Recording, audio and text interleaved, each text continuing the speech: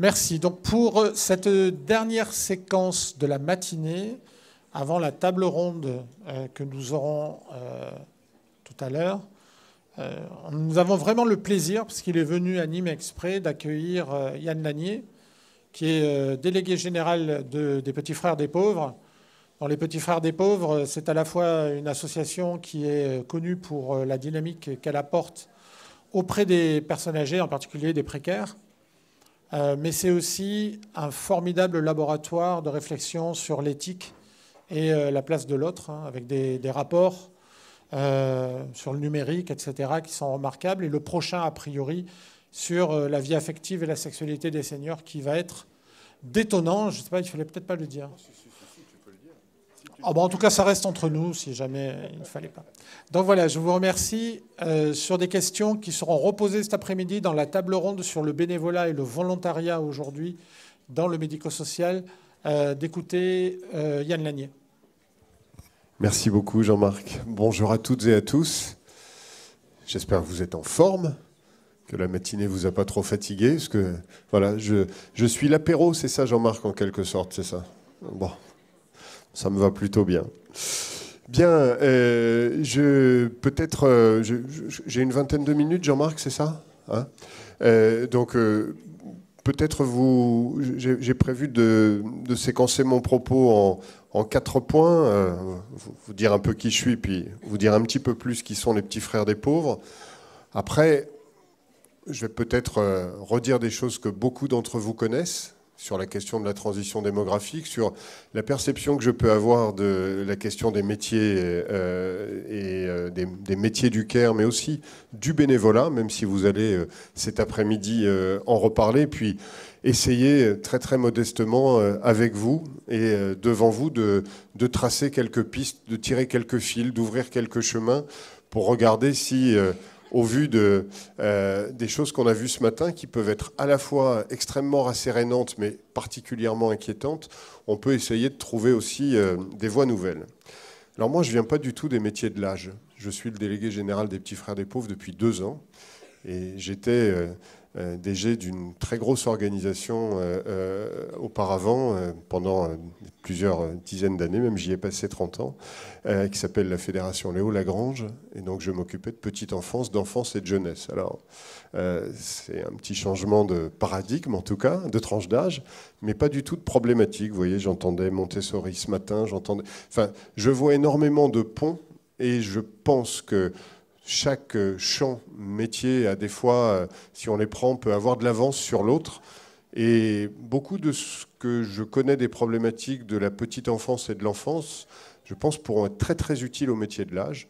Déjà, simplement, je le disais au ministre des Solidarités la semaine dernière, c'est quand même dingue de penser que dans ce pays, à partir du moment où on est en retraite jusqu'à son dernier souffle, il n'existe qu'une politique de l'âge. C'est exactement comme si on disait à des jeunes parents, il y a une politique des 0-26 ans dans ce pays. Alors que vous savez que c'est séquencé en petite enfance, enfance, jeunesse, insertion sociale et professionnelle, etc. Et je pense qu'il y a un travail énorme à faire dans ce secteur-là pour pouvoir justement séquencer le dernier quart de la vie. Parce que le dernier quart de la vie, il est quand même long. Et puis, même si on reverra tout à l'heure que les questions d'espérance de vie doivent aussi nous questionner. Voilà, donc j'ai aussi, et je vous le dis parce que c'est peut-être un sujet dont on n'a pas parlé ce matin, qui est pour moi un sujet de préoccupation majeure. J'ai eu un mandat au Conseil économique, social et environnemental qui s'est arrêté il y a 2 ans maintenant, et j'ai commis le premier rapport sur pétition citoyenne sur la question des déserts médicaux en 2017. Alors ça me résonnait ce matin quand Jean-Marc parlait du rapport de 2015 sorti en 2018, etc. Parce que ce qu'on disait à l'époque sur la question des déserts médicaux et sur l'installation des médecins, où on s'est pris des sauts de choses pas très très agréables sur la tête en parlant notamment de l'obligation d'installation, ce que je défends toujours. Je sais qu'il y a des médecins dans la salle, alors j'aime bien tester ça pour voir si je me prends tout de suite une tomate ou pas. Bon, voilà, on avait dit si dans 2 ans, 2017, on est toujours sur une démographie médicale comme ça, il faudra vraiment penser peut-être à créer les conditions d'une obligation d'installation, comme elle existe chez les instituteurs. Voilà. Et bon, aujourd'hui, on est largement 2 ans après, et on voit que là, les principaux problèmes vont commencer à se faire jour, malheureusement dans la rubrique faits divers, et ça va être de plus en plus important. Alors, les Petits Frères des Pauvres, c'est une association qui a été créée en 1946 et qui a un objet qui n'est pas du tout forcément présent dans son nom, qui est la lutte contre l'isolement social des personnes âgées et des personnes âgées les plus vulnérables. C'est une association qui s'inscrit dans le champ du caritatif, même si c'est aussi une structure qui gère des établissements, EHPAD, petites unités de vie, pension de famille, résidence autonomie, et puis une spécificité très caractéristique des Petits Frères des Pauvres, le droit aux vacances jusqu'au dernier jour. Et donc nous avons des maisons de vacances sur le territoire où nous faisons partir des gens en vacances, des personnes que nous accompagnons en vacances. Nous accompagnons 30 000 personnes, donc avec des bénévoles. Et je vais arriver à mon propos. Donc, on parlait RH tout à l'heure. Les Petits Frères des Pauvres, c'est 700 salariés et c'est 13 000 bénévoles qui interviennent auprès de personnes, soit collectives, soit en accompagnant individuellement une personne. Donc ça, c'est l'action, mais Jean-Marc le disait, nous sommes aussi une association dite de plaidoyer, c'est-à-dire que nous essayons de produire de la connaissance au sens large du terme sur notre champ, et donc tous les 3 ans, nous publions un baromètre de l'isolement social en France qui désormais fait référence. Je crois qu'on est un peu comme le rapport sur le mal-logement de la Fondation Abbé Pierre fait référence dans son champ. Alors on le publie tous les 3 ans parce que c'est pas très utile de le mesurer tous les ans. Malheureusement, on sait que les constantes ne vont pas aller vers le beau. L'année dernière, ce rapport est sorti l'année dernière, et il mesurait 530 000 personnes en situation de mort sociale dans le pays. 530 000 personnes qui ne parlent à personne, qui sont coupées de 4 cercles relationnels, la famille, les amis, le cercle professionnel, et donc 2,5 millions de personnes qui sont en situation de grand isolement social, donc qui sont coupées d'au moins 2 de ces 4 cercles. Et ce qu'on sait de manière assez sûre en croisant à la fois la démographie avec, vous savez, cette bosse du baby-boom qui dure pendant 40 ans, tout ça est aujourd'hui très très documenté, plus les questions d'évolution des compositions familiales, c'est que nous allons aller vers des taux d'isolement social qui sont beaucoup plus hauts que les 530 000 personnes que je viens d'évoquer. Donc, on réfléchit sur plusieurs pistes. On a créé l'année dernière Chasseurs de solitude. Je vous renvoie vers le site des Petits Frères des Pauvres, vous découvrirez. Il vous suffit de télécharger un petit kit sur Internet et vous avez 3-4 conseils pour pouvoir non pas devenir bénévole et accompagner une personne, mais peut-être vous, dans votre entourage, se dire tiens, je connais quelqu'un et je vais décider à agir, parce que c'est là ma différence, et non pas ma dissonance, mais ma différence par rapport à ce qu'on évoquait ce matin. Ce qu'on défend aujourd'hui, c'est qu'au vu des constantes démographiques qui vont être face à nous, celui qui croit que le salariat va pouvoir résoudre les problèmes de la prise en charge de l'âge en France, selon nous, se trompe lourdement.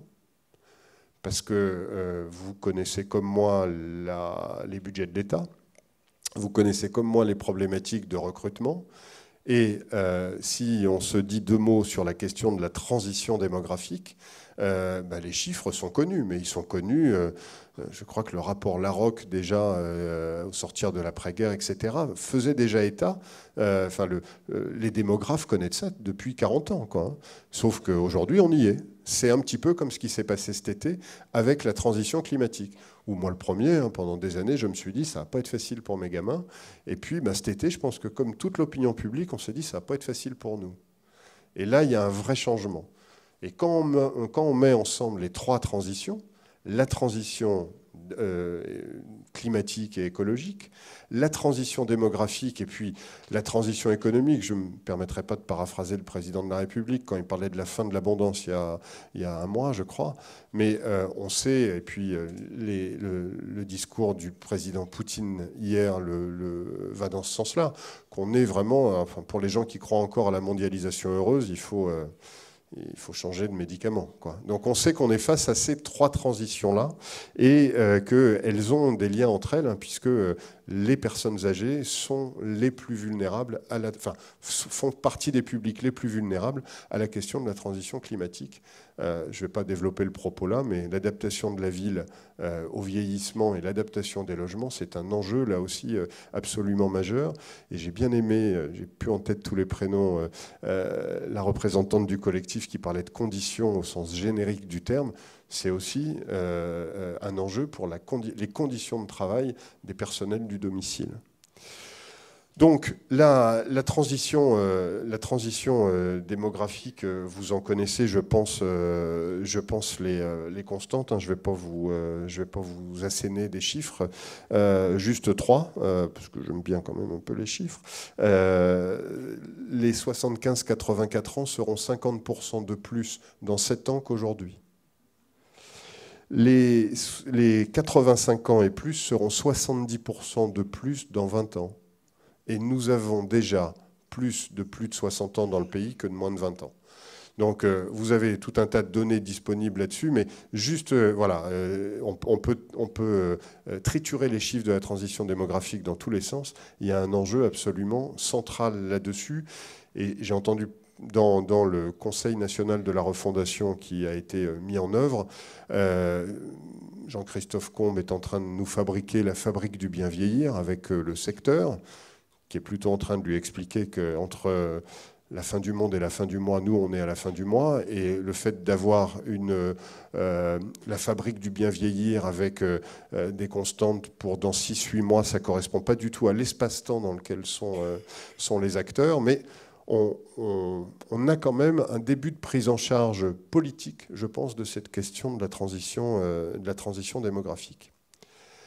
Je ne sais pas si on y répond avec les effets de temps dans les bonnes dispositions, puisque la première chose qui va se passer, c'est une convention citoyenne sur la fin de vie, le mois prochain, au Conseil économique, social et environnemental. C'est peut-être l'amendement dans le PLFSS sur la réforme des retraites. Voyez, je ne suis pas sûr que les spin doctors dans les cabinets ministériels aient bien compris un certain nombre de choses en termes de sens des choses, mais je pense que de toute façon, sur les questions notamment de fin de vie, il y aura, j'espère, un débat sociétal qui permettra de revenir longuement sur ces questions-là. 3 facteurs aussi pour peut-être vous partager ma réflexion. Je pense que cette génération du baby-boom est totalement singulière. On n'est pas les premiers à dire ça. Hein. Il y a plein de constantes sociologiques qui peuvent le montrer, mais y compris dans la gestion de son avancée en âge, elle va être demandeuse de réponses nouvelles. Si les réponses n'arrivent pas, elle va savoir les créer. Elle va savoir les créer, des fois aussi peut-être dans des logiques qui peuvent être peu ou mal compris par la société. Et c'est pour ça que la question du lien entre les générations, j'y reviendrai, me semble importante.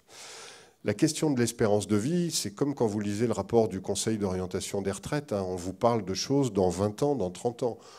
Pour moi, j'ai une confiance tout à fait normale en la science, mais je différencie la science de la futurologie.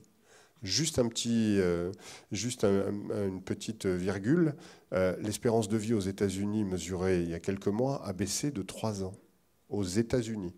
Je ne parle pas d'un pays en voie de développement avec, j'en parlais hier soir, avec 3 causes majeures, les armes à feu, la consommation d'opioïdes absolument pas maîtrisée et la malbouffe.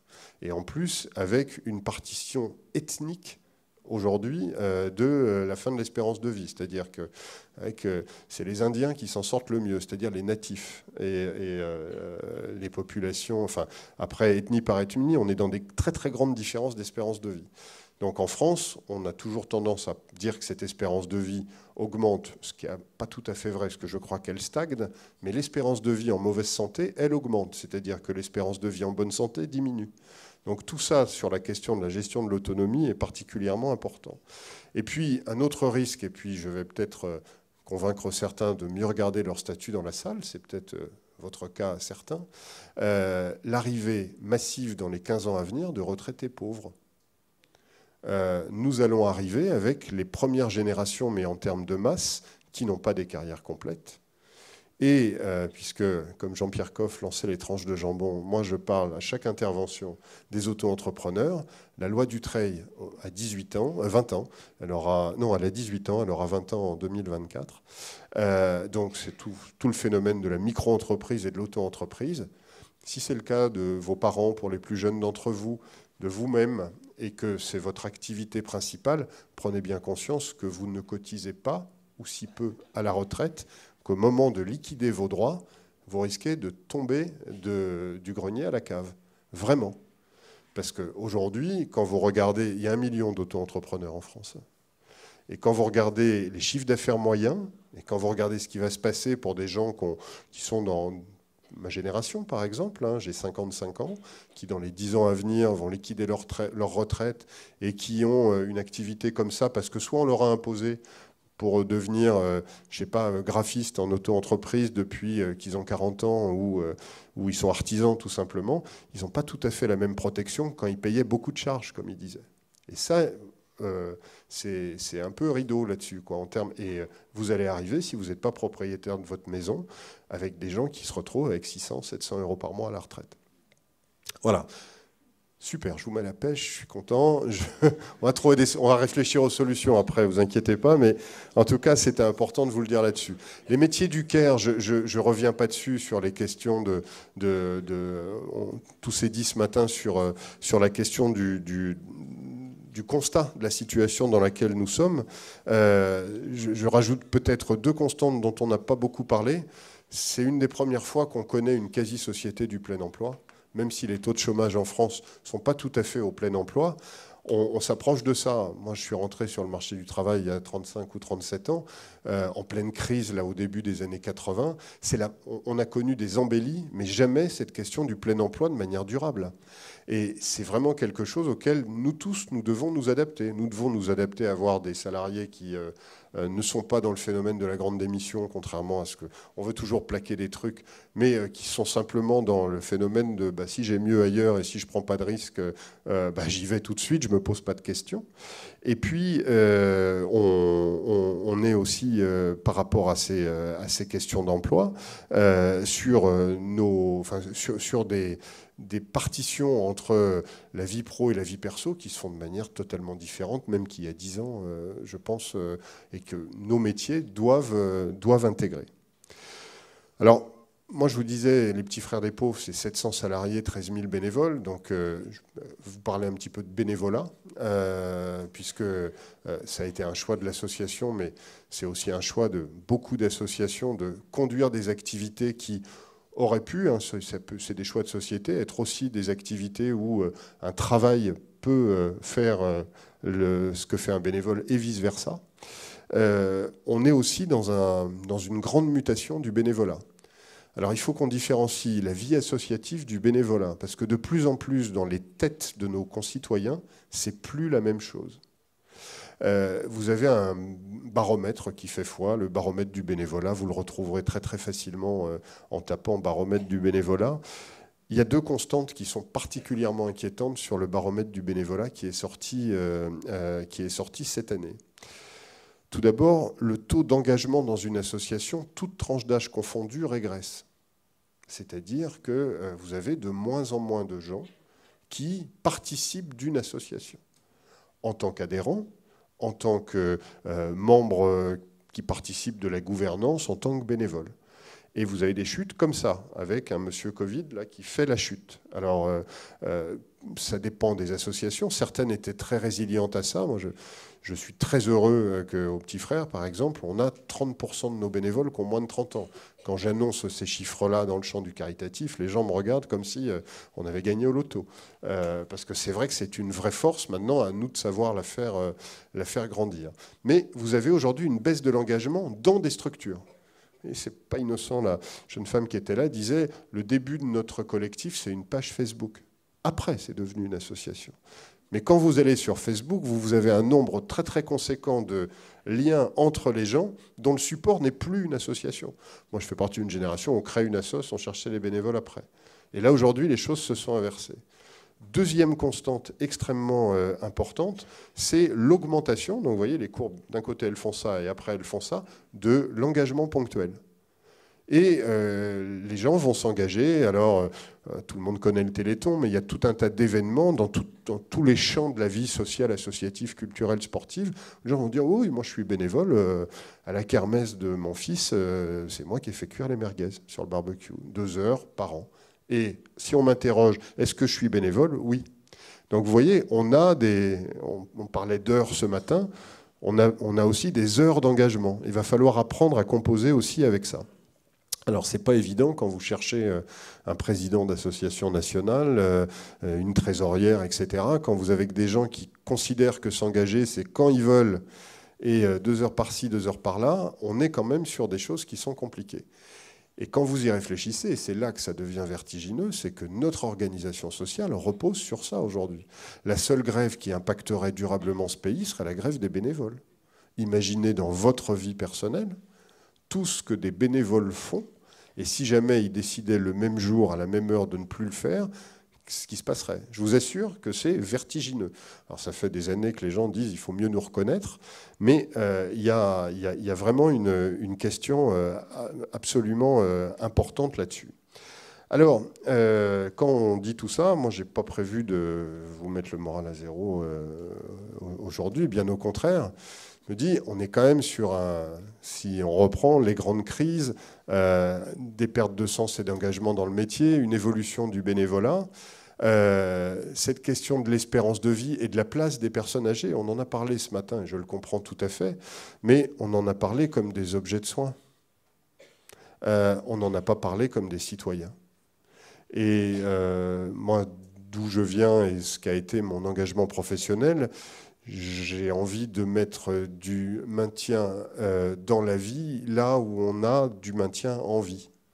Parce que quand je t'écoutais, et bravo encore, la question de ma place, mon rôle en tant qu'être humain, en tant que citoyen et non pas en tant que corps, là aussi, elle doit vraiment nous faire réfléchir à ce que nous proposons. Et c'est ça aussi, rompre l'isolement social des personnes.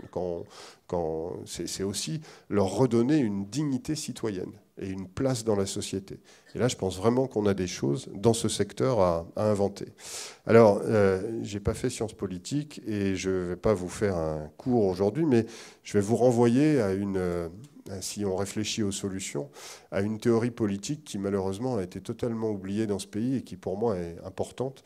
J'avais commencé à écrire un livre sur ce monsieur, puis les choses sont... Enfin, je pense que je les reprendrai parce que j'y fais référence de plus en plus. C'est le solidarisme. Alors vous n'avez certainement jamais entendu parler de Léon Bourgeois. Peut-être que si, pour certains d'entre vous, mais Léon Bourgeois a été un homme politique très important de la fin du 19e et du début du 20e siècle. Il a été ministre des dizaines de fois. Il a été président du Sénat. Il a été aussi, puisque la session de l'ONU s'est ouverte avant-hier, le président de ce qui a préfiguré l'ONU, c'est-à-dire la Société des Nations. Et il est connu, c'est un radical. Il est un coin que tu connais pas, Jean-Marc, vers l'est de la France, mais bon, c'est au-dessus de Lyon pour toi, donc c'est impossible, je t'expliquerai. Et il a fait avancer cette question du solidarisme. Et on lui doit notamment, je vous fais en 2 lignes la définition du solidarisme, qui est à la fois entre les hommes et entre les générations, une double interdépendance qui crée une dette individuelle et collective envers la société. J'ai une dette envers la société, ma génération a une dette envers la société. On est sur cette double interdépendance. Et la philosophie de Léon Bourgeois, juste au sortir de la guerre de 14, a été la génératrice en France de deux choses qu'on n'aime pas bien, mais qui sont quand même très très importantes pour notre vie en société. C'est la création de l'impôt sur le revenu et la création de l'impôt sur les successions. Et aujourd'hui, moi j'ai envie d'essayer de réfléchir à comment on pourrait réinventer ou remettre au goût du jour une pensée solidariste et l'adapter à l'écosystème du champ social, médico-social, en se disant qu'on a des acteurs qui ont tous des places différentes, mais que l'écosystème et le faire système entre ces acteurs doit faire sens, parce que je suis pas du tout défaitiste, bien au contraire, mais je ne crois plus en la capacité de l'État à tenir compte justement de la prospective. Je raconte toujours cette petite anecdote. Ma deuxième fille est née en 2000. Il y a une petite bosse en plus générationnelle des bébés de l'an 2000. Ils sont 35 000 de plus que les bébés de 99. Dès 2001, je suppose qu'à l'INSEE, ils savaient qu'il y avait 35 000 gamins de plus dans ce pays. Sur une classe d'âge, c'est 800 000. Hein, vous voyez, 35. Voilà. À la fois, c'est pas beaucoup et c'est quand même 35 000. Pendant 20 ans, tous ces gamins-là ont été surnuméraires, en quelque sorte, à la maternelle, en primaire. C'est les premières classes à 40 au collège. Et à la fac, ils seront normalement assis dans les travées. On l'a su. Tout le monde a su. Tout le monde savait que le président du conseil départemental du Gard, ici, il fallait qu'il construise au moins 2 collèges de plus pour pouvoir les accueillir. Et on n'arrive pas. L'État a beaucoup de mal à se projeter au-delà du mandat. On a parlé salaire tout à l'heure, là, en disant on va tout résoudre par les salaires. Moi, je pense qu'on va tout résoudre par la question du sens. Et la perte de sens et le primat de l'individuel sur le collectif me paraît extrêmement dangereux. Et c'est là que je pense qu'il y a des choses à travailler, tout comme il y a des choses à travailler sur la question du continuum entre les générations. Je suis important pour la génération qui me précède, et la génération qui me précède est importante pour moi. Enfin, vous pouvez le tourner dans tous les sens, mais il y a vraiment du temps là-dessus. Je termine, Jean-Marc, je termine. Juste vous donner quelques pistes de solutions là-dessus. Donc, moi, j'ai identifié 4 parties prenantes, en quelque sorte, sur ces questions. Les aidants, les bénévoles, les salariés. Et je pense que je vais venir au service civique, hein, parce que c'est en une phrase, mais je pense qu'on a tout d'abord besoin d'avoir une véritable politique d'accompagnement des aidants familiaux, donc sur la formation, le droit au répit, l'information, les soutiens, les relais. On n'est pas du tout au niveau du besoin qui va être le besoin dans les années à venir là-dessus. Donc il y a un besoin d'un investissement massif des pouvoirs publics, mais aussi du parapublic aujourd'hui sur ces questions-là. Le rôle valorisé et amplifié pour les bénévoles, donc ce qui suppose là aussi une éducation à l'engagement dès le plus jeune âge. Alors ça fait, moi, 30 ans qu'on parle d'éducation à l'engagement, mais dans les faits, je la vois encore exister avec plein de petites pépites, mais pas de manière massive. Et donc là, je regrette le ratage du SNU, par exemple, parce que c'était une bonne manière de pouvoir mettre des jeunes, suffisamment jeunes, c'est-à-dire au collège, parce que le lycée, c'est déjà trop tard, au collège, en lien et en relation avec des possibilités d'engagement. Et puis, je pense qu'il faudra peut-être qu'on réfléchisse à faire de l'incentive sur le bénévolat. J'avance une proposition, ça va peut-être en faire hurler certains. Hein. Moi, ça ne me choquerait pas que justement dans le débat sur les retraites, on puisse dire que 10 ans de bénévolat, c'est un trimestre validé. Notamment par rapport aux personnes que j'évoquais, les auto-entrepreneurs, sur la situation dramatique qui va être les gens qui vont arriver en retraite dans les 15 ans à venir. Je préférerais qu'on valide avec une vie d'engagement bénévole 1 année, plutôt que d'avoir des gens qui ont 80 ans qui me servent chez McDo demain. Et ça, vraiment, je pense qu'il y a un vrai courage politique à avoir pour se dire on ne rémunère pas le bénévolat, mais on le récompense en quelque sorte. Ça va dans ma logique solidariste, là, justement. Et puis, on a évoqué, je ne sais pas, moi je l'ai entendu en creux, Mais les réfugiés, les déplacés, les demandeurs d'asile qui remplissent les CADA, les CHRS aujourd'hui, qui n'ont pas le droit d'avoir une activité, mais purée, je vais essayer de ne pas dire de gros mots, mais mettons-les dans nos métiers. Au Québec, ils font ça depuis des années. Ils ont une immigration beaucoup moins forte que nous. C'est plus compliqué d'arriver sur les rives du Saint-Laurent que d'arriver en France. Mais la première chose qu'on fait quand vous êtes migrant et que vous arrivez d'Afghanistan ou de Syrie au Québec, c'est de vous donner un rôle dans la société. Et nous, on met des gens pendant 2 ans dans des situations complètement indignes. Moi, ça me révolte. Et je pense que là, on pourrait avoir, sans les exploiter encore une fois, une vraie question de réponse à des besoins sociaux qu'on identifie parfaitement. Et enfin, je m'arrêterai là, je suis, moi, là aussi, c'est un sujet qui ne se porte pas aujourd'hui, j'espère que vous allez en rediscuter cet après-midi, mais je suis pour l'ouverture du service civique aux 55-75 ans. Parce que là aussi, ça correspond à la question de mon rôle social. Et puis, je pense que ça peut aussi contribuer à mettre du beurre dans les épinards si quelqu'un peut faire 9 à 12 mois, même étalé sur 10 ans, mais que ça correspond aussi à une question véritable de statut social. Aujourd'hui, vous faisiez référence ce matin aux campagnes du gouvernement en disant pourquoi on n'en fait pas sur le recrutement.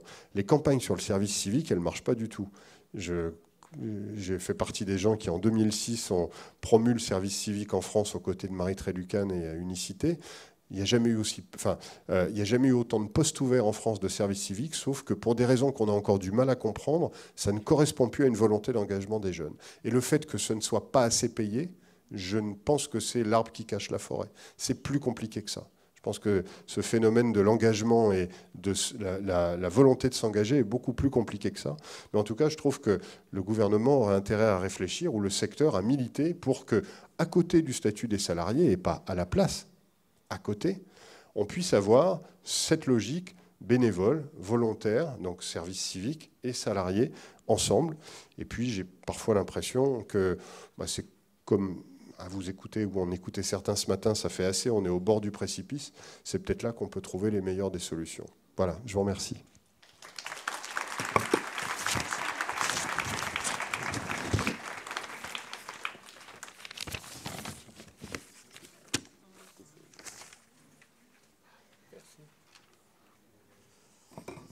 Merci beaucoup, Yann Lanier, pour les perspectives que tu ouvres. Et moi, j'aime bien si tu fais grincer quelques dents, si tu es en harmonie avec ce que l'on veut faire à la Fondation.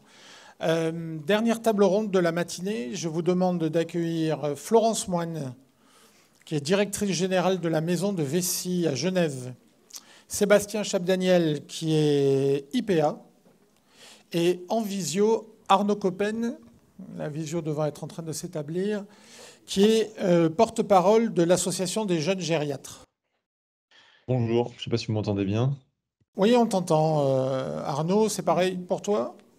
Oui, très bien, parfait. J'avoue, c'est optimal comme organisation. Merci beaucoup encore et désolé de ne pas avoir pu être là avec vous. Je le regrette fortement. J'ai eu des contraintes d'agenda. Je reviendrai à Nîmes la prochaine fois avec plaisir. On prend la promesse. Cette dernière table ronde de la matinée, on l'a voulu autour peut-être des nouveaux métiers. Qu'est-ce qui pourrait redonner de l'intérêt à notre secteur? Peut-être de nouveaux métiers, d'autres manières de former ou d'autres regards peut-être sur ceci. On a parlé du regard social sur les métiers du médico-social. Et puis d'inspiration étrangère, dont on posera le contexte qui est que se passe-t-il chez nos voisins suisses? Est-ce qu'ils ont cette même pénurie? Est-ce que les métiers sont aussi cloisonnés que chez nous? Est-ce qu'il y a des solutions nouvelles? D'abord, comme je sais qu'il y a beaucoup d'élèves infirmiers et infirmières dans la salle, je voudrais poser la première question à Sébastien Chapdaniel, parce que IPA, on connaît ça pour la bière, mais peut-être qu'on connaît un peu moins bien ce que c'est que l'infirmier de pratique avancée. Donc, vous qui êtes IPA, pouvez-vous nous expliquer un peu ce qu'est ce nouveau métier? Donc, bonjour. Effectivement, ce nouveau métier pose beaucoup de questions aux différentes échelles, autant dans les établissements de santé au niveau des ministères. Je pense qu'avant tout, pour expliquer et pour aborder les sujets de santé, il faut mettre de l'esprit dans notre façon d'aborder les problématiques. Les alchimistes disaient que l'esprit influençait la matière et vice-versa. Et je pense qu'il faut s'inspirer de ça pour créer la société de demain. Je vous dis ça parce que infirmier en pratique avancée, c'est un esprit, c'est un état d'esprit. J'ai été diplômé en 2014 infirmier et dès la deuxième année d'études, je ne me suis pas senti à ma place infirmier. J'avais pas assez d'autonomie, j'allais vite dans mes réflexions, je comprenais rapidement ce qu'il fallait faire et j'avais envie de croquer plus. Et l'avantage, c'est qu'en 2009, on est passé dans un système LMD, licence master doctorat, suite aux accords de Bologne, et on a pu continuer les études en master. Donc je suis rentré en master à l'école de hautes études en santé publique à Rennes, où j'ai fait un master sciences cliniques infirmières. Alors là, le mot sciences infirmier, de suite, ça perturbe le système de santé parce que jusqu'à maintenant, il n'y avait que la science médicale. Et puis après, j'ai bifurqué sur un master en management parce que la profession d'infirmier en pratique avancée n'avait pas encore été créée. Elle a été créée qu'en 2018. Enfin, le décret, parce que la loi était en 2016. Donc j'ai pris des postes à responsabilité, de directeur adjoint d'abord d'une clinique, puis après d'un hôpital. Et je pensais pouvoir influencer les choses. Je ne voulais pas spécialement faire du management, je voulais vraiment pouvoir décider et influencer la façon de prendre en charge, plutôt en soins, les patients dans les établissements de santé. Et je me suis rendu compte que ces postes-là sont des postes où on est entre le marteau et l'enclume, qu'il n'y a pas de sous, et que les conditions de travail et la pénibilité du personnel est quelque chose de lourd à porter. Et en 2018, bingo, le diplôme est sorti, je me suis inscrit de suite en formation. J'ai fait cette formation de 2 ans qui est de niveau master. Et là, ça a été vraiment un déclic pour moi. Je sais aujourd'hui que je ferai ce métier pendant 30, 40, 50 ans s'il le faut. Pour rien au monde, je changerai. Donc un infirmier en pratique avancée, vous voulez que j'explique ce que c'est ? Rapidement, sachant que si vous dites que vous exercerez encore dans 50 ans, j'espère qu'il n'y a personne du gouvernement, parce que ça va leur donner une mauvaise idée sur les retraites. Ne dites pas ce genre de choses, s'il vous plaît. Par contre, oui, dites-nous rapidement ce que c'est. Et surtout, ce que j'aimerais bien que vous disiez, c'est que vous êtes à Saint-Chapt, en ruralité, un peu par rapport à Nîmes. Comment aujourd'hui vous rencontrez le public personne âgée et quelle place vous avez dedans dans votre exercice ? Tout à fait. Alors pour faire court, l'infirmier en pratique avancée, c'est un professionnel de santé qui est expérimenté, qui est infirmier à la base, au moins pendant 3 ans, et qui a acquis en fait un haut savoir à la fois technique et de raisonnement. L'infirmier en pratique avancée est compétent pour faire un examen clinique, pour pouvoir faire une analyse, un raisonnement clinique, ainsi que des conclusions cliniques. Il peut prescrire des médicaments en primo-prescription qui sont aujourd'hui en vente libre dans les pharmacies, mais également renouveler l'ensemble des prescriptions médicales, renouveler les soins infirmiers. Il peut également demander des examens biologiques, des examens urinaires. Il peut orienter à des spécialistes. Donc aujourd'hui, on est vraiment sur la première marche de l'infirmier en pratique avancée. Là, il va y avoir donc le Conseil national de la refondation avec le PLFSS également qui arrive en fin d'année. Il va y avoir encore des avancées. On est vraiment au tout début. Aujourd'hui, j'exerce en soins primaires, donc sur Saint-Chapt, avec 2 médecins généralistes. On a une secrétaire et 2 médecins généralistes. Je m'occupe de tous les renouvellements d'ordonnances, puisque jusqu'à maintenant, les médecins qui n'ont pas le temps de voir les patients font des renouvellements d'ordonnances en 10-15 minutes lors d'une consultation médicale. Mais ces patients-là sont souvent complexes, sont polypathologiques, avec de multiples comorbidités. Et il y a tout un attirail de dépistage à mettre en place, de fragilité à rechercher, de prévention et d'éducation à également mettre en œuvre. Et ça, c'est un travail qui est essentiel pour prendre en charge notamment la personne âgée, puisque c'est notre sujet. Ok. J'ai bien compris que du coup, l'infirmier de pratique avancée, je veux dire, c'est épatant de voir que le ministère a découvert que les infirmiers, les infirmières, comme je dis, je suis ancien infirmier, on pouvait penser. Waouh, c'est quand même, il aura fallu pas mal de temps pour qu'ils arrivent à ça, mais tant mieux. On découvre que l'infirmière de pratique avancée, c'est un infirmier plus, augmenté d'une certaine manière. Par contre, Arnaud Coppen, le gériatre, quand on dit à ses collègues à l'école de médecine qu'on veut faire gériatre, ça doit faire rigoler tout le monde, non? Parce que c'est quand même pas sexy, gériatre. Alors, on va Par rebondir. Déjà, rapport je à vais revenir. l'urgentiste. Bonjour Arnaud Coppen. Bonjour. Si, c'est sexy la gériatrie, on le sait, on l'a crié sur tous les toits. Juste pour revenir sur l'expérience que vous venez d'expliquer, c'est intéressant parce que voilà, on voit que le métier d'IPA est en train d'évoluer. Je suis assez heureux de voir qu'il y a des IPA qui pratiquent avec des médecins généralistes. C'est assez rare. Je n'ai pas entendu quand même beaucoup ça aujourd'hui. Sauf qu'on les positionnait encore un peu à l'hôpital, en espèce d'entre-deux entre le médecin et l'infirmier. Enfin, bon, en tout cas, c'est très intéressant. Et pour juste remettre un peu comment dire, de contexte, c'est pas vraiment le gouvernement, hein, qui a découvert que les infirmiers avaient des connaissances, c'est quand même beaucoup les médecins, hein, qui ont freiné pour avoir des professions médicales intermédiaires, ou en tout cas entre deux. Toujours un truc qu'ils ont beaucoup craint, d'avoir cette espèce de concurrence. Aujourd'hui, le médecin français, dans son organisation, dans sa pensée, il a toujours une patientèle à préserver, un chiffre d'affaires, une vision très individualiste de la santé qui est complètement contraire à une vision territoriale et de prévention. On voit qu'on a beaucoup de retard sur la prévention, aussi à cause des médecins. Alors, je mets je tire beaucoup sur ma profession parce que je pense qu'il y a besoin d'avoir un petit électrochoc aujourd'hui sur une vision un peu différente de notre profession. Et ça va rejoindre du coup votre question, qui était pourquoi la gériatrie et en quoi cette spécialité, comment dire, peut être plus attractive. On le sait aujourd'hui, elle est assez peu attractive. On l'a encore vu sur les choix des internes récemment, où on n'a pas l'ensemble des postes qui ont été pourvus, ce qui est quand même assez dramatique dans le sens où on a besoin de former des gériatres. On n'en a pas assez encore en France. Alors, il y a plusieurs raisons, hein. Il y a aussi le fait que cette spécialité est jeune, même si ça fait longtemps qu'on en parle. Elle a été enfin, mise au statut de spécialité en tant que telle depuis 2017. Donc, ça veut dire que les internes peuvent la choisir depuis 2017, donc c'est encore relativement jeune. Elle est souvent caricaturée parce que on a l'impression qu'on fait que des troubles cognitifs ou qu'on fait que de l'accompagnement de fin de vie, etc., ce qui sont des caractéristiques importantes de notre spécialité. C'est vrai, il ne faut pas les nier. On a même peut-être une spécificité à amener là-dessus. Il ne faut peut-être pas qu'on nie trop ça. Il y a plein de choses à amener. On voit que notre pays a besoin d'avancer sur les soins palliatifs et la fin de vie. Et je pense qu'il faut que les gériatres aussi se saisissent de ces questions-là.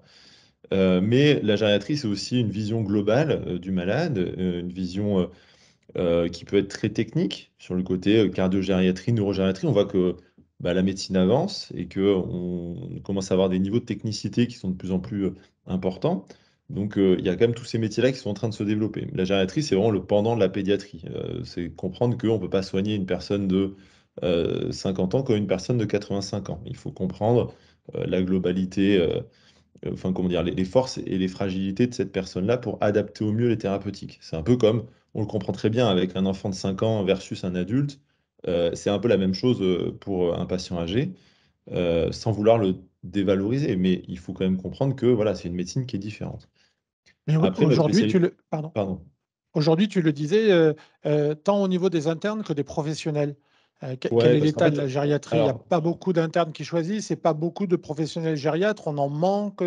Quel est l'état en fait du alors, secteur? c'est juste parce que, alors, je vais reprendre deux points très simples. C'est que enfin, la conception, encore une fois, de la médecine française, elle est très, comment dire, hospitalière. Et par spécialité d'organes. C'est vraiment quelque chose qui a fondé notre organisation médicale. On a pensé spécialité, on a découpé spécialité d'organes. Donc forcément, les spécialités qui sont transversales ont plus de difficultés à attirer parce qu'on est encore sur ce paradigme de la spécialité d'organes qui est un peu au-dessus. On est encore sur cette réflexion en spécialité d'organes. Ça, c'est quelque chose qui j'espère, va changer, peut-être avec les générations futures ou peut-être une organisation un peu différente du système. Je le souhaite en tout cas. Voilà, donc c'est sûr que la pédiatrie, la MPR, la médecine physique de réadaptation, la gériatrie, enfin toutes ces spécialités qui ont un regard transversal. Alors la médecine générale l'a beaucoup porté, ce regard transversal, mais l'a porté en, comment dire, en essayant de défendre sa chapelle, encore une fois, c'est-à-dire en disant, voilà, il n'y a que nous qui savons regarder globalement les patients. Et voilà, ça c'est important de voir qu'il y a d'autres spécialités et qu'on peut tous travailler ensemble. Ensuite, on a une spécialité qui est très hospitalière, et ça, c'est encore un souci.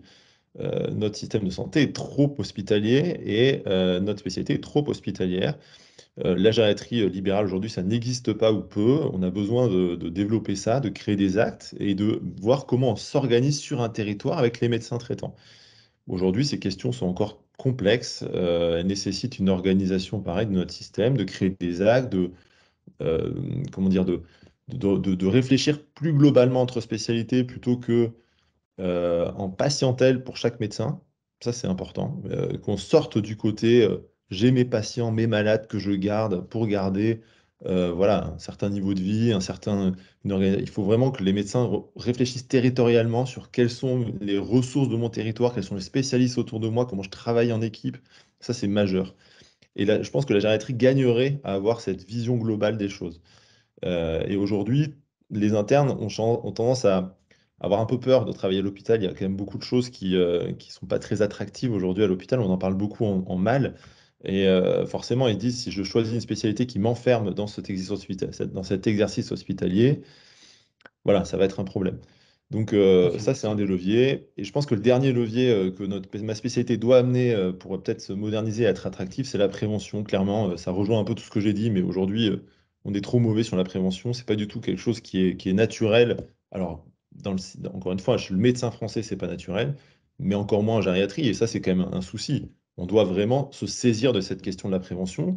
J'entendais des bruits de couloir enfin, ce week-end dans mes spécialités qui comment dire, railler un peu le fait qu'il n'y avait pas de consultation après 65 ans annoncée par donc, le ministre, et que finalement les trois consultations concernaient l'âge adulte, 25, je crois 45 et 65 de mémoire.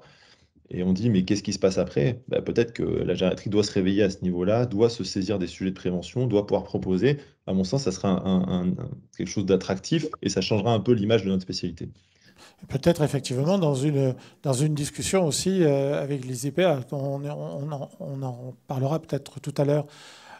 Florence Moine, l'expérience suisse que nous amènent nos voisins suisses. Alors déjà, on a voulu, et sans vouloir choquer ou électrochoquer tout le monde, diffuser une petite slide, puisque vous êtes la directrice générale de la Maison de Vessie à Genève. On a voulu contextualiser un peu quelles sont vos réalités aujourd'hui, système de santé, en tout cas médico-social, suisse versus français. Tout le monde connaît la situation française. Je pense que ça va être édifiant de découvrir la situation suisse. Merci Jean-Marc. Bonjour à toutes et à tous. C'est une gageure d'arriver à vous montrer la situation suisse. Je suis franco-suisse, donc j'ai bien en tête les deux référentiels et je vous entends dire des choses sensibles, sensées, intelligentes depuis ce matin. Je vais tenter de ne pas être choquante ni indécente avec ce que je vous montre, mais c'est la réalité d'un autre pays. Il faut parler de moyens, il faut parler de moyens donnés dans les soins, il faut parler aussi de pénurie. Nous avons des problèmes de pénurie, mais pour d'autres motifs que vous. Et puis ça impacte, la question des moyens et de la pénurie en Suisse impacte forcément les métiers de la santé. Et nous tentons d'y répondre en trouvant des solutions qui ne sont peut-être pas les solutions françaises et qui sont peut-être à discuter entre nous. La Maison de Vessie, c'est un EMS, c'est l'équivalent d'un EHPAD français, c'est 226 lits. C'est un EMS, un EHPAD public. Les salariés qui travaillent là sont donc des fonctionnaires d'État. C'est le plus grand EMS du canton de Genève. 226 lits sur site, 5 bâtiments. Il y a 54 EHPAD à Genève, c'est le premier en taille. Le budget annuel d'un EMS comme celui-ci, c'est 40 millions. S'il y a des financiers dans la salle, à vos calculettes, 40 millions pour 226 lits, c'est 300 collaborateurs. C'est en termes d'équivalent temps plein, 272 équivalents temps plein annuels dans les soins, 226 lits, 154 équivalents temps plein, dont 49 infirmiers. Voilà, je suis désolée, ça peut paraître indécent. C'est la réalité de l'autre côté de la frontière, au Savoyard et de l'Ain. Quand on parle de pénurie, je vous laisse apprécier l'état de situation de la France voisine. Pourquoi travailler à Annemasse, à Annecy, quand on est à 15 minutes de route, 30 minutes de route, et qu'on peut avoir, parce que je propose de vous présenter les salaires. On a parlé des salaires tout à l'heure, je vous ai entendu avec attention, le salaire ne fait pas tout, certes, mais ça permet de payer ses factures, de vivre correctement, d'éviter d'être dans la précarité. Voilà les salaires des soins. Alors, un salaire infirmier, quand je vous dis un salaire infirmier débutant, c'est quelqu'un qui a 2 ans de pratique, c'est-à-dire qui est sorti de l'école, qui a travaillé 2 ans à l'hôpital. On prend très volontiers dans les EMS des gens qui ont travaillé à l'hôpital pendant 2 ans. Ça leur permet de s'être rodés, frottés à l'urgence, aux gestes techniques et d'avoir acquis non seulement un peu d'expérience, d'expertise, mais aussi de confort personnel. On est avec un franc suisse fort. La parité, c'est presque 1 pour 1 en termes de francs. 86 000 francs suisses et 85 000 euros. C'est ça, un salaire annuel d'infirmier débutant. L'aide-soignant, vous le voyez, je passe la SCC parce que je vais y venir. L'aide-soignant, c'est 62 000 euros de salaire de débutant. Et puis l'aide-soignant non diplômé, on est à 56 000 euros de salaire débutant annuel. On n'a pas le temps de développer le modèle économique qui est derrière ça, parce que vous pouvez l'imaginer, pour sortir des chiffres de salaire pareils, ça veut dire derrière un modèle de financement des soins et de la santé puissamment différent, avec des citoyens suisses qui contribuent, qui payent leur santé. Il n'y a jamais une prise en charge à 100% en Suisse. Quand je suis patiente, je paye une partie de mes soins. Mes médicaments, mes frais dentaires, mes frais de lunettes ne sont pas remboursés, je les paye de ma poche.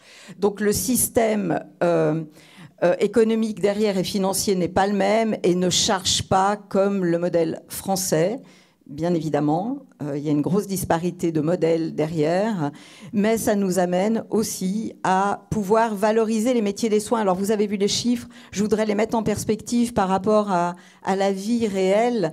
Les salaires, là, typiquement, une aide-soignante débutante en Suisse touche un salaire, celui que vous avez vu, qui correspond à peu près au poste d'une secrétaire ou une assistante de direction, et touche un salaire qui est donc 30% supérieur à celui d'une caissière. C'est juste pour parler des conditions, vous avez utilisé ce terme qui est juste de conditions au sens large. On positionne les soins puissamment différemment dans l'échelle des métiers et pas l'échelle des salaires, mais l'échelle des fonctions autrement. On les valorise autrement que d'autres métiers, c'est un choix qui est fait. Maintenant, revenons dans les salaires. Il y avait un salaire qui, vous l'avez peut-être vu très rapidement, qui s'appelle ASSC. Alors, c'est l'acronyme de Assistante en santé et soins communautaires, puisque nous sommes victimes aussi de pénuries malgré l'attractivité, forcément, que nous avons. Nous sommes victimes de pénuries parce que les écoles ne forment jamais autant de professionnels que ceux dont nous avons besoin au niveau clinique privé, au niveau hôpital, au niveau des EMS, au niveau du maintien à domicile. Nous n'avons jamais assez de professionnels de la santé.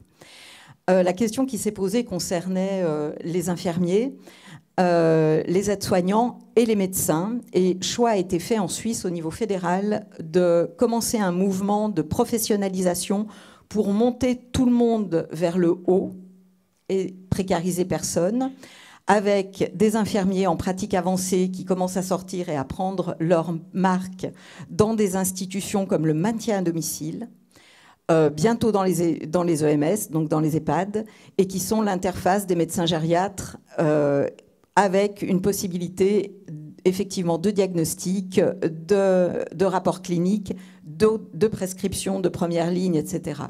Bien évidemment, si les infirmiers commencent à coulisser sur ce type d'actes et de prestations et de raisonnement clinique, il y a un travail qui est laissé par l'infirmier qui doit être fait, qui doit trouver sa place ailleurs dans les soins.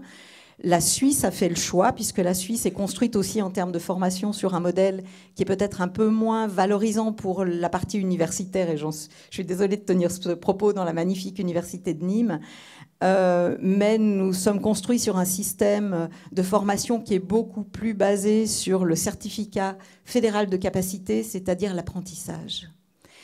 Ce qui permet d'ouvrir la porte de maintes et maintes façons aux futurs professionnels pour rentrer dans des filières apprentissage, soit en apprentissage à temps plein, soit via la validation des acquis, avec des gens qui ont eu une expérience professionnelle antérieure, diplômés autrement ou sans diplôme, et qui vont faire ce chemin de validation d'acquis pour arriver à avoir un CFC qui va leur permettre d'arriver comme aide-soignant, en partant de non-diplômés à aide-soignant diplômé, et ensuite aux nouveaux métiers émergents depuis 12 ans maintenant, en particulier dans le canton de Genève, mais c'est un dispositif fédéral qui s'appelle assistante en soins et santé communautaire, qui a un cahier des charges en fait qui reprend une partie des actes médico-techniques qui appartiennent encore aux infirmiers, mais que ceux-ci délèguent à une ASCC de façon à pouvoir être plus concentrés sur une pratique avancée en interface avec des médecins gériatres. Donc on est sur un dispositif qui coulisse tout le monde vers une évolution de cahier des charges en interface. Ça ne veut pas dire que c'est simple, ça ne veut pas dire que c'est aisé. Il y a des enjeux, je vais dire un très gros mot, de corporatisme. Ça a été dit par le collègue gériatre autrement, mais tout le monde a un enjeu corporatiste dans ce mouvement-là. Il faut lever les résistances, il faut lever les barrières. Un médecin n'a peut-être pas intérêt à déléguer une partie de ses activités à un IPA. Un infirmier n'a peut-être pas d'intérêt spontané à déléguer une partie de son cahier des charges à une ASCC, et ainsi de suite, vous m'aurez compris. Ça s'accompagne, ça s'accompagne. Il faut des années de changement de culture. Je l'ai vécu avec une autre casquette professionnelle, c'est 2 à 3 ans pour accompagner tout le monde et pour que les gens finissent par y voir, y comprendre quel est leur intérêt, et puis surtout quel est celui du patient, de l'habitant. On y arrive, mais c'est 2 à 3 ans de travail en termes de changement culturel pour introduire ces nouveaux métiers. Alors en France, si tu veux, quand on s'adresse à l'ordre des médecins, c'est 2 ou 3 ans aussi, mais en année chien. C'est-à-dire c'est un petit peu plus long en général pour arriver, l'ordre des médecins en particulier, à le faire évoluer. Sébastien, Daniel, quand on s'est parlé, vous me disiez que la place des IPA, par exemple, dans une rénovation du système de santé et face aux réalités, ça pourrait être à la place, ou fortement à côté, peut-être à la place, peut-être en relation avec un médecin gériatre, mais en tout cas à la place des médecins coordonnateurs qui commencent à manquer dans les EHPAD et dont aujourd'hui, finalement, l'infirmier de pratique avancée peut quasiment faire ce que peut faire un médecin coordonnateur de par son décret.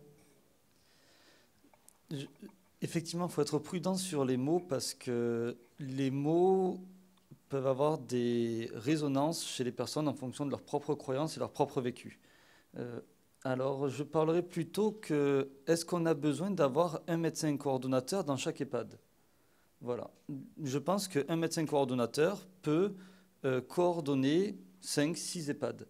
Et dans ces cas-là, il aurait en relais un infirmier en pratique avancée qui serait par exemple à mi-temps sur un établissement et à mi-temps dans un autre établissement, où l'infirmier en pratique avancée pourrait recevoir les patients, les familles, regarder les admissions, faire des concertations avec l'infirmier qui pense qu'il y a une infection urinaire, donc qui pense peut-être qu'il y a une pneumonie, où l'infirmier en pratique avancée pourrait prescrire la radio pulmonaire, pourrait prescrire le CBU, etc. Je pense qu'il y a besoin d'un relais parce que les médecins généralistes n'arrivent pas à assumer la prise en charge médicale sur l'établissement.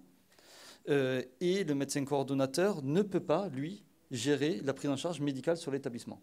Donc il y a vraiment un rôle à trouver aujourd'hui avec un IPA qui serait sur un ou 2 établissements. Je pense qu'il faut regarder ça en nombre de lits. Et derrière, qu'il ait un référent qui serait le médecin coordonnateur qui, lui, serait sur plusieurs établissements. Et à tout moment, il pourrait se référer et rendre des rapports de situation. Du coup, Arnaud Coppen, ça parle un peu à quand même ce que vous disiez, c'est-à-dire qu'il faut que les gériatres sortent de l'hôpital.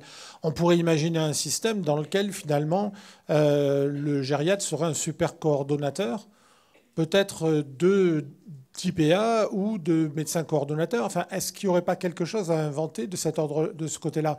Parce qu'on nous parle effectivement aujourd'hui de plus en plus de personnes âgées, de moins en moins de médecins sur les territoires, Pour le coup, les infirmiers, comme les pharmaciens, d'une certaine manière, eux sont bien sur le terrain. Comment vous voyez l'évolution des choses, vous, de votre point de vue de gériatre? Alors, je trouve ça très intéressant. Après, je suis d'accord avec vous, il faut faire attention aux mots, il faut y aller progressivement. On voit que cette question de l'organisation des EHPAD, elle questionne beaucoup. On manque de médecins coordinateurs, on manque d'infirmiers coordinateurs parfois, de direction, etc. En tout cas, il faut qu'à un moment donné, qu'il y ait ce trépied directeur, infirmière, médecin, à un moment donné. En fait, je vais prendre plusieurs points. Il y a le problème du médecin coordinateur, et il y a le problème du médecin prescripteur et du médecin qui soigne les résidents. C'est deux sujets différents qui ont tendance parfois à se mélanger un petit peu, qui ont des enjeux différents, on va dire. Euh, sur la partie coordination, il est clair qu'il y a une carence, qu'aujourd'hui, comment dire, c'est fait de façon un peu, comment dire, euh, hétérogène, avec des médecins qui ont des formations parfois hétérogènes, même si on demande de plus en plus d'avoir une formation au moins de médecin coordinateur, voire de gériatre. On sent que les gériatres, justement, regardent ces établissements-là en disant peut-être que c'est à nous d'y aller et de sortir, et c'est un levier qui est assez évident, on va dire, pour faire sortir le gériatre de l'hôpital, mais ils n'y sont pas encore vraiment préparés. On n'a pas de stage en EHPAD, on n'a pas on a encore du difficulté à former et à amener les étudiants et les internes dans ces établissements-là, donc ça, c'est un enjeu important. Est-ce que le médecin coordinateur doit être le même que le médecin prescripteur? Il faut faire aussi pareil, attention, beaucoup de débats dans la spécialité à ce niveau-là. Il faut quand même garder une part de coordination et bien la sacraliser. Peut-être il faut à un moment donné qu'il y ait une même vision de prescription sur l'établissement. Aujourd'hui, on voit que plusieurs médecins traitants, et c'est encore une fois hétérogène, qui interviennent dans un même établissement, c'est complexe, parfois assez peu productif. Mais encore une fois, politiquement parlant, c'est très compliqué parce que on s'attaque un petit peu à chasse gardée de la médecine générale. Eux, tout le monde va nous rétorquer que le médecin traitant, c'est le résident qui le choisit. Et encore une fois, on a l'impression, enfin, voilà, la médecine générale a l'impression qu'on grignote un peu sa zone d'influence. Et donc, on a tout intérêt à y aller politiquement de façon progressive. Mais le constat est là, il manque de médecins et parfois il y a des difficultés. La crise Covid l'a montré.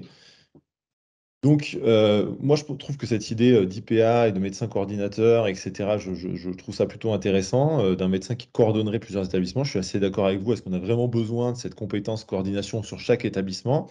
On voit qu'aujourd'hui, et pour lever je sais pas, je vais aborder un tabou peut-être, c'est que bah, il y a des, comment dire, des équivalents temps plein de médecins coordinateurs et que souvent bah, les médecins ne font pas ce temps de travail qui leur est dédié. Donc c'est voilà, ils disent je peux faire ça et en plus je prends ce poste-là à 0,4, 0,5 ETP, ce qui leur permet d'avoir un complément de rémunération, ils s'en sortent plutôt bien et ils font finalement un 0,2 ETP. Bref, donc ça voilà, ils coordonnent parfois plusieurs établissements en cumulant les choses.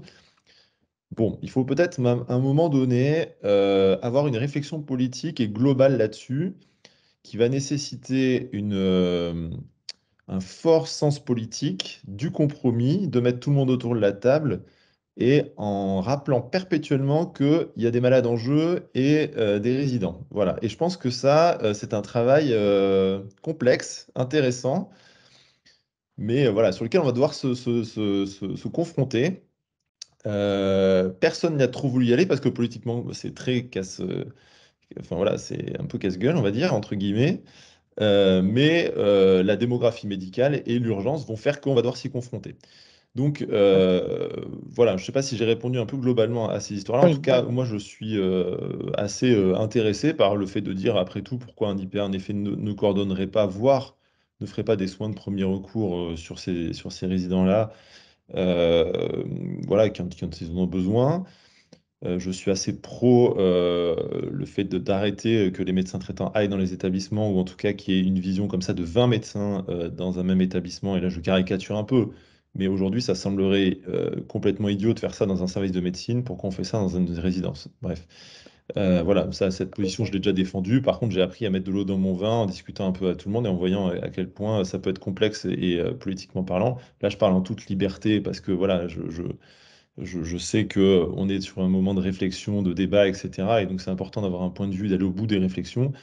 Par contre, c'est sûr que voilà, la médecine va évoluer et c'est intéressant ce problème démographique parce enfin, ça va permettre de faire un peu descendre le médecin de son piédestal et à un moment donné de le ramener face à une réalité et peut-être qu'il y a des choses qui vont bouger grâce à ça. Ok. Merci. C'est vrai que ça fait longtemps qu'on dit qu'il y a une difficulté en France à la coexistence de deux médecines, une médecine salariée et une médecine libérale. Et je trouve que l'EHPAD est effectivement le lieu illustrant de cette incapacité qu'on a à fonctionner en France, avec un médecin qu'on a voulu salarier, le médecin coordonnateur, qui n'a aucun droit de regard sur les prescriptions de ses collègues, et les médecins salariés qui peuvent prescrire également. On arrive un peu au bout de la table ronde parce on est contraint un peu par l'horaire. Toutefois, je vais vous demander à chacun d'entre vous le mot de la fin. Florence Moine, alors je précise tout de suite que la Fondation prend 10% sur le salaire de n'importe quelle infirmière qui irait la semaine prochaine taper à la maison de Vessie. Mais sinon, vous, comment vous voyez l'avenir justement dans en tout cas le canton de Genève de demain et l'évolution des pratiques médicales et médico-sociales?